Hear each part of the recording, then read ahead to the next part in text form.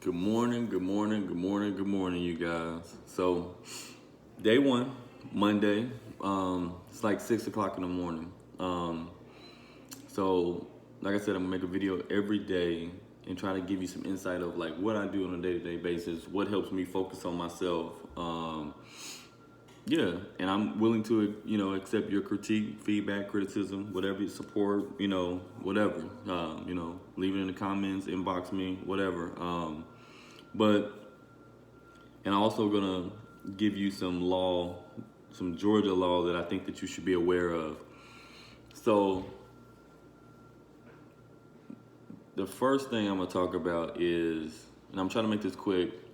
For those of you who are looking at it on Instagram, I'm gonna put it up on Instagram TV because it's gonna go longer than a minute. But um, first thing I'm gonna talk about is time management, right?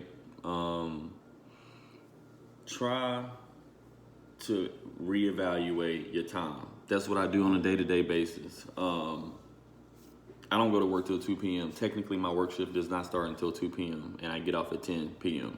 Technically, that's how my work shift is right now. So why, you may ask, am I up at 6 o'clock in the morning? Well, I wake up at 6 o'clock in the morning or 6:30, around that time, every morning. Whether I'm off at work or got to work or whatever. But that's because time management. Everybody gets the same amount of hours in a day, 24. I want to do more in my 24 hours than you do. That's just the reality of it. I want to do more than the average person does. So I wake up earlier, go to bed around 11:30ish p.m. and wake up around like 6:30. So what do I do from 6 o'clock in the morning till I got to go to work at 2? Well, I try to do everything I do. I try to make sure it's productive. Gym, I cook my meals for the day. Spend time with my dogs, give them some attention. But then I also do a lot of research. So what am I researching? I'm researching some projects that I'm planning to invest in. I'm actually gonna talk about that later on, like in a video later on this week. I'll tell you guys more about that. It's all like on my whiteboard right there. But what else? I do research on case law, laws that I need to be aware of so that I can be better at what I do.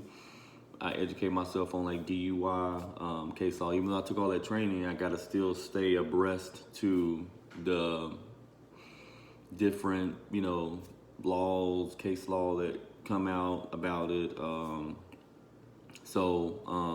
Yeah, basically I use this time in the morning to be productive, as far as my physical fitness, as far as my eating, my nutrition, as far as the time I spend with my dogs, and as far as my education, right? So, time management. Try not to waste time. I'm real big on not wasting time. So I get a lot of invites as far as let's go out to drink. Well, I don't drink, so that's gonna be an immediate no. But let's go out to have dinner or go to the movies or go hang out or I want to meet you. Get a lot of that. Like I said, 99% of the time, my answer will be a hard no, real hard.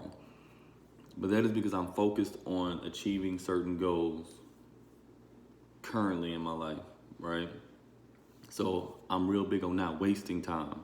It's not that I think that hanging out with a certain particular person is a waste of time or they're a waste of time, but I do think me hanging out with them at that moment in time is a waste of my time.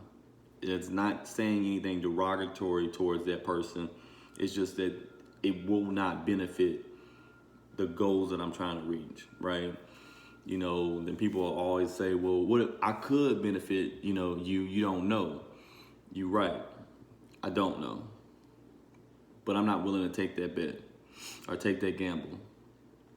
The more people you put into your circle and give time to, the more opportunity those people have to influence your productivity, your progress. So if I control it, right? If I'm the manager of my time and I control, what goes on, then I have more influence. I have more control. That's what I want, especially when it comes to like my progress. I think I would want to have my, control. So it's not that I'm not saying it in a derogatory sense. I want that to be clear. But me going out to have dinner with somebody I don't know, and it's not like my direct family member, like my mother, father, sister, brother, I consider it a waste of time currently in my life. So, I'm 30 years old. I think around this age, you should be as progressive and productive as you can physically be, right? Because when I get 40, I might have to cut back. When I get 50, I might have to cut back more. 60, I might have to cut back more. So right now, my health is good, my mental state is good. So my parents taught me that, while you're a young adult, you need to progress in life as quickly and as aggressively as you possibly can. So that's exactly what I do. I'm real big on not wasting my time. So I encourage you guys to look at how you spend your time. Like, I personally even watch TV. That's how much I don't waste my time. I don't watch TV. Most time when I make these videos, you see me moving. I'm walking out of my door, going to my car, going to work. I'm walking the dogs and making a video at the same time. I'm always constantly moving. So it's actually kind of hard for me to sit here and make the video, but it's for a good cause. So reevaluate your time. See what you're wasting your time on, or, see what your time is being used for, however you want to look at it. In some situations, your time can be wasted. In some situations, your time can be being used productively. Okay? So today's topic is about time. What are you doing with your time? We both got 24 hours. I'm up at 6 o'clock in the morning. I'm willing to bet that the majority of you who watch this video is asleep right now.